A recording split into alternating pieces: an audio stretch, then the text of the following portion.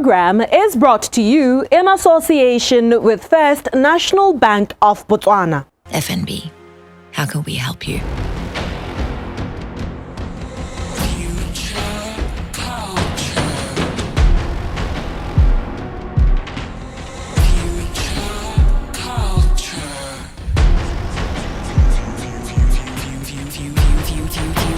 Future culture.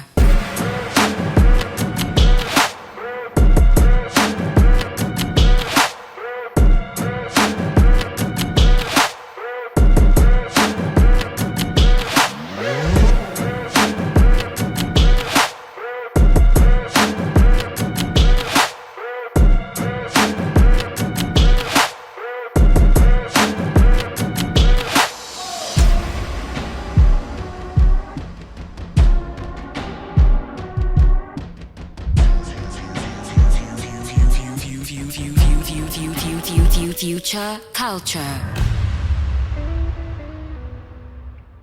In recognition of a need to support creatives during one of the most economically challenging periods of our lifetime, just how have some organizations partnered with other private companies to encourage artists to keep going? That installment a little later in the program. Right now, though, here's the future of work with world-renowned keynote speaker Rene Carayol. A year ago, no one would have imagined that they'd be spending most of their time out of the office working. Initially, this was a huge culture shock for a lot of people because having to adapt to working outside of the office meant incorporating office time into home time, as most people now work from home. As much as many were apprehensive, especially regarding having to set up a whole office at home and the mental fatigue that would probably emanate from that change, a survey conducted by Gallup found out that 65% of the survey population wanted to continue working from home. With that also came the revelation that many found they met their deliverables targets better while working from home. So much so that 69% of this population believe that employment contracts should be based on the needs of the company rather than the hours. In the grand scheme of things, what does this mean for the future of work? How much room is there for this much change? Is it possible? Advisor to heads of state and CEOs of the Financial Times Stock Exchange Top 100 companies in the UK, otherwise known as the FTSE 100, leadership and business keynote speaker, author and television presenter Rene Carayol indulges first issues on this discussion. Rene, thank you so much for joining us here on First Issue. So we're talking about the future of work, and 65% of the population surveyed by Gallup say they want to continue working from home post the pandemic. But beyond what we already know working from home to mean, what would it look like 5 years from now when there's no pandemic? The truth is, nobody knows. Nobody knows. And out of all my clients all around the world, here's what we're seeing. We're seeing, so some of the stories I've heard, the young generation couldn't wait to work from home. They're bored rigid now. They can't wait to get back into the office. There are some of us who working from home sounded great 12 months ago, but now they're missing camaraderie, social interaction, out of sight, out of mind, maybe won't be promoted, maybe won't be included. There are some who the commutes to work will never make sense again. They don't miss it, they'll never miss it. They've got an environment which lends itself at home, they've got their own study, they've got their own laptop, they've got their own broadband, they've got everything. Not everyone has that. Not everyone has access to it. In some environments, we're seeing people saying, coming to an expensive part of the capital city, which is hard to get to, there's lots of traffic, the offices are very expensive, we're going to put hubs close to where people live. They may not have the appropriate environments at home, but we're going to put some smaller hubs in cheaper locations where people will work together. We're also saying that perhaps we're going to have people spending a couple of days from the office and a couple of days from home. The social interaction is really important. The collaboration is really important. All the above I've seen and have spoken about. I've even seen some companies who say, we're taking those expensive buildings off our balance sheet. We will never go to an expensive office again. Our people will never fly again. We're going to save all that cost and help save the planet. There is no clear strategy. Every single business is as unique as their fingerprints. Every single business must have its own bespoke and customized plan for the future. But, the biggest thing of all, listen to your employees. Ask them what they want. This is not a tell moment. It's not someone out of touch in an ivory tower telling their team what it's going to be like. This is consultation. Give your people a damn good listening to. If you really want their morale to be up, share with them. Let them have a say on what the future is going to hold. And I think whatever you decide it's going to be this year, have another conversation next year. Have another conversation the year after. We've heard this week that some of the American investment banks are starting to take a harder line. We've heard one of the chief executives say, I'm expecting all my people to be back in the office in the next couple of months. I wonder how long they're going to see. In the same survey, 69% of the population now believe that employment contracts should be based off of the company's needs rather than ours. Does this speak anything to the future of work? Is this something that is feasible?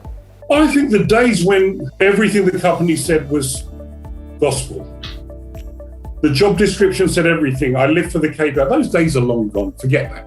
Really good, talented people aren't going to work in that environment. They're not soldiers. They're not there to march in line and salute the boss and click their heels. Those days are gone. Forget that. I think what we talk about inclusive leadership, I want my people to work in an environment where they feel respected, where they feel trusted, where they feel looked after, where they feel they can be their authentic selves. Do you know why? They'll give me even more. If it's going to be up at 6 o'clock in the morning, you'll find yourself in the office at 9 o'clock, stand by your desk, you will do this. Those days are long.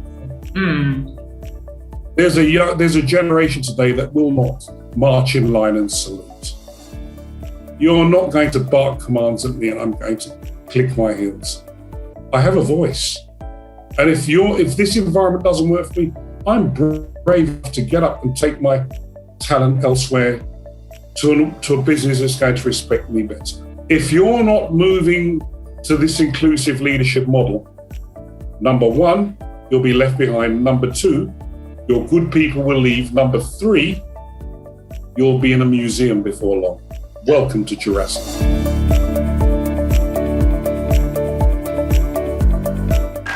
In Africa, help is what we do.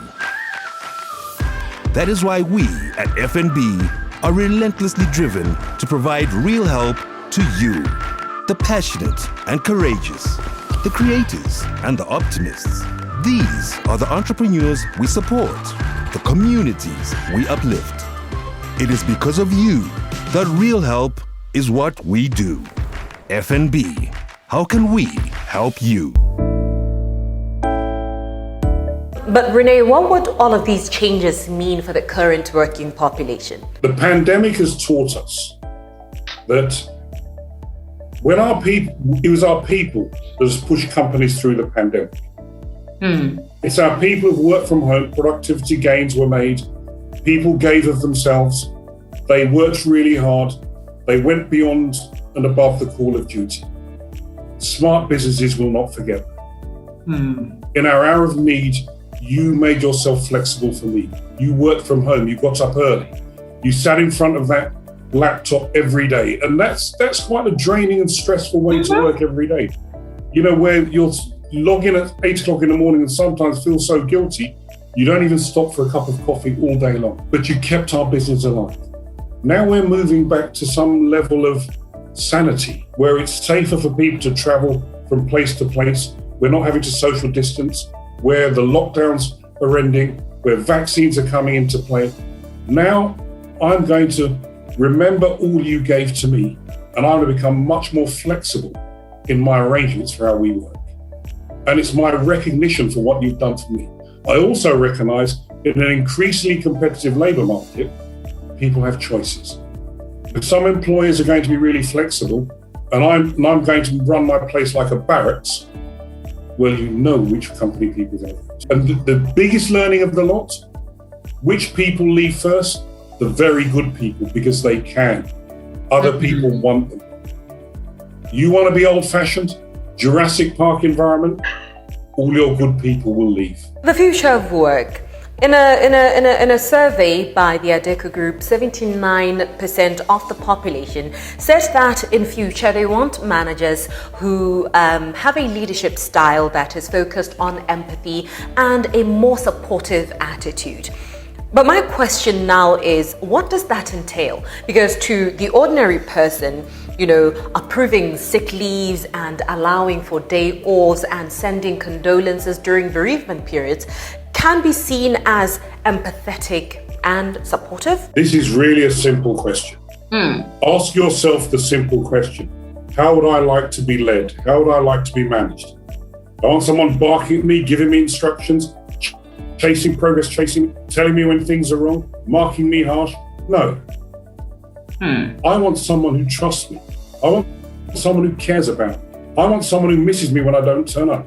I want someone who's going to develop me. I want someone who's going to coach me. And in return for that, I'm going to work really hard for you. I'm not going to let you down. I'll go above the call and duty of what you want. This is progressive leadership.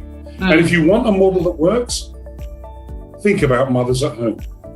The perfect model for the new leader today. That mother who knows that every single one of their charges, not just the children, be it grand, be it uncle, mothers know that every single one of them needs a different handling. They know the strengths of each individual. They know which one needs a coax, which one needs a shout, which one needs a little nudge. They know how to get the best out of everyone. We call that emotional intelligence. Yes. Empathy. Empathy. That's the leadership we need today. Not someone barking commands and looking for people to march in line. Those days are long gone. Let me say it for the last time. That belongs in the museum.